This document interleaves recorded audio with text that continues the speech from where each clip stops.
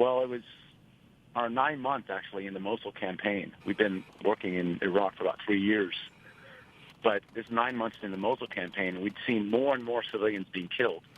And the day before that event happened, about 30 civilians came running from the ISIS side shot, and about 100 more that weren't shot, saying they're slaughtering us, they're killing our kids. And one man was crying and telling me, they just shot my 2 daughters right in front of me, and I couldn't even pick them up. I had to take my other kid, and my wife was shot. Crying. I'm a father of 3, and it made me cry. And we started taking care of these casualties.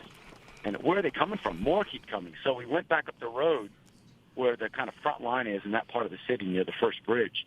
And we could see on the road lots of people. I didn't know, like 20, 30 people shot dead. Babies, moms, old people in wheelchairs shot as they tried to flee across this road.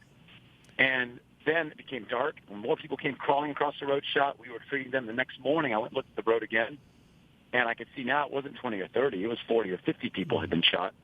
And we could see on the far side of the road, up against a little wall, were some living people waiting at us, help, about 150 yards away. But there's no way to cross the road. ISIS had a strong point at this hospital on the corner of the bridge, and they destroyed armored vehicles, many, many Iraqi soldiers dead. You could not get across the road. So I just prayed, God, help.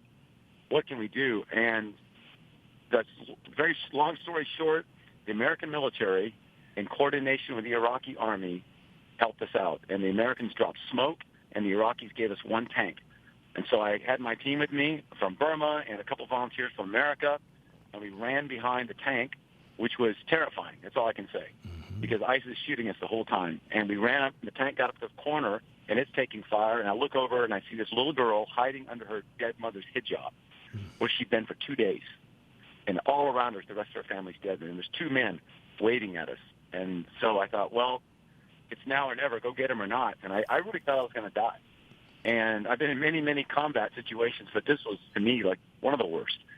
But I said, well, if I die trying to save a little girl, my wife and kids will understand. And it'll be sad. And I prayed and I ran. And 2 of my teammates put down fire. The tank is shooting. And I got the girl. Actually fell down. They all thought I was shot, but I wasn't. I'm just old and broken. And picked her up, ran back, and was, oh, my gosh. Well, there was 2 more. We went back and got 2 more, got them back. But as we were pulling out, one of my guys, his name is Ephraim, he was shot through the leg, through the calf, and the tank speeded up. It was getting hit, and one of the civilians we tried to save was shot, and we ended up leaving him, which was terrible. So it wasn't a complete success. We lost one of the men we tried to save, and we got one guy, and I was holding on to the little girl, and we got her out.